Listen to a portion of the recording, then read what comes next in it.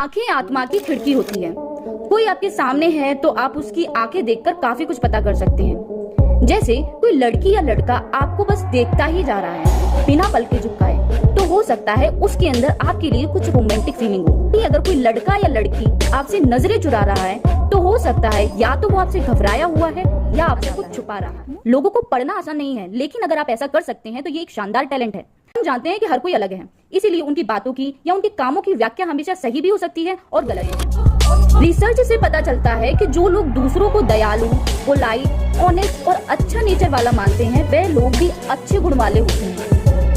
हालांकि इसका उल्टा भी सच। जो लोग आपके पीठ पीछे बुराई करते हैं और दूसरों को चालबाज और बुरा बताते हैं, उनके अंदर भी ये सभी गुण होने की पॉसिबिलिटी होती है। छुपा रहा, मुंह झूठ बोल सकता है पर आंखें नहीं। लोग अक्सर कुछ छुपाते हैं तो हंसने लगते हैं। लोग अक्सर यह छुपाने के लिए मुस्कुराते हैं कि वो वास्तव में सोच क्या रहे हैं। यदि आप जानना चाहते हैं कि वह लोग क्या सोच रहे हैं, तो उन आंखों के बदल में आने वाली झुर्रियों को देखें। अगर झुर्रियां नहीं आ रही हैं तो वह आपसे कुछ छुपा रहे हैं। अगर झुर्रियां आ रही हैं, वह आपसे सच बोल रहे हैं। रिलेटी होती है। कोई व्यक्ति आपके साथ कितना कंफर्टेबल है, यह भी आप पता लगा सकते हैं उनकी भौहें देखकर, यानी आईब्रोज देखकर। जानकारी के लिए बता दूं, 3 ऐसे इंपॉर्टेंट इमोशंस हैं जो आपकी आईब्रोज को ऊपर की ओर कर देते हैं: आश्चर्य, चिंता और भय।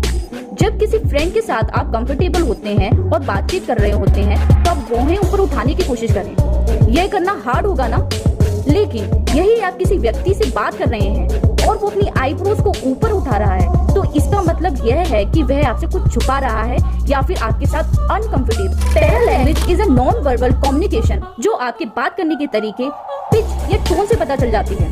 बेसिकली इट्स अ फैंसी वे कि आपको इस बात पर ध्यान देने की जरूरत है कि कोई कुछ कैसे कहता है। फॉर एन एग्जाम्पल, अगर कोई आपको एक ही टोन में आंसर दे रहा है, जैसे हाँ, ओके, यस, तो इसका मतलब यह है कि वो आपसे बात करने में इंटरेस्टेड नहीं है।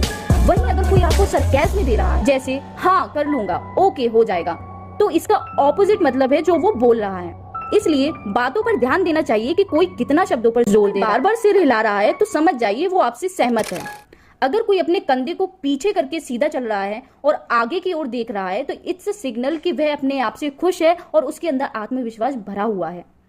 वहीं अगर कोई व्यक्ति चलते समय झुक रहा है और जमीन की ओर देख रहा है, इसका मतलब यह है कि उसके अंदर आत्मविश्वास की कमी है। आमतौर पर जब कोई व्यक्ति अपने हाथों को आपस में रगड़ता है, तो इसका मतलब यह है कि उसके मन में कोई पॉजिटिव थॉट चल रहे होते हैं। आमतौर पर लोग ऐसा तब करते हैं जब उन्हें फ्यूचर में कुछ अच्छा। व्यक्ति के हाथ मिलाने से भी बहुत कुछ पता चल जाता है। अगर किसी के नर्म हाथ हैं तो उनके विनम्र होने की संभावना है।